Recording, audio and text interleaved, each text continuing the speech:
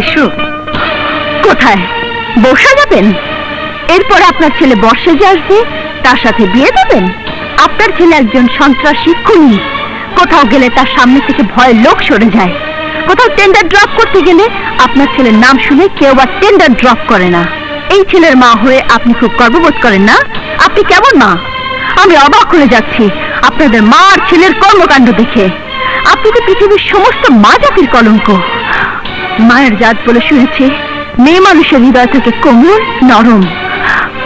সত্যি সত্যি অপূর্ব। আপনি অপূর্ব একটি পরিবার। আপনারা আপনার ছেলের ভয়ে একটি সম্ভ্রান্ত ঘরের মেয়ে তার ইজ্জত নিয়ে পালিয়ে যেতে বাধ্য হচ্ছিল জন্মভূমি দেশ ছেড়ে। গরু ছাগলের মতো টেনে নিয়ে এসেছে এয়ারপোর্ট থেকে। বাহ বাহ, চমৎকার।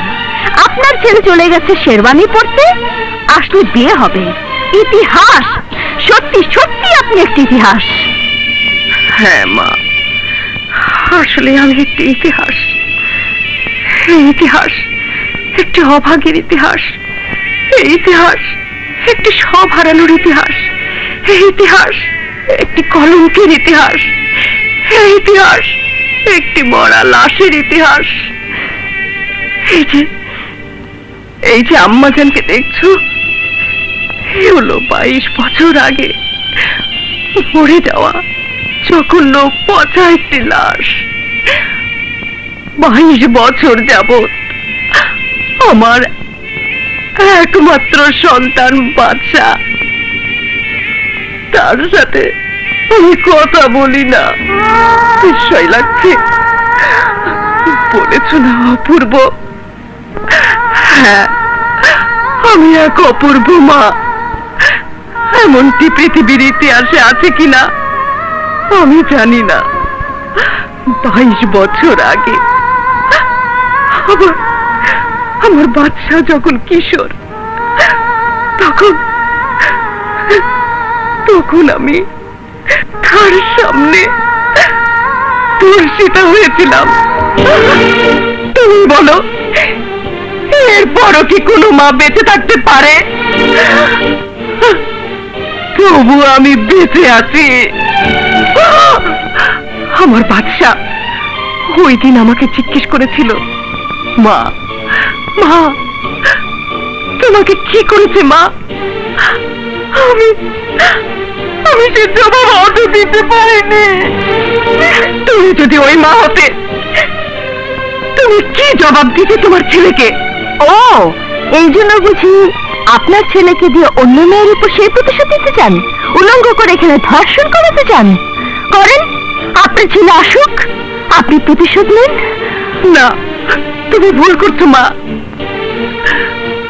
প্রতিশোধের আগুন ঠিকই আমার বুকের মধ্যে জ্বলছে, কিন্তু সে প্রতিশোধ তখনই কার্যকর হয় যখন শুনি কোনো মেয়ে ধর্ষিত হয়েছে।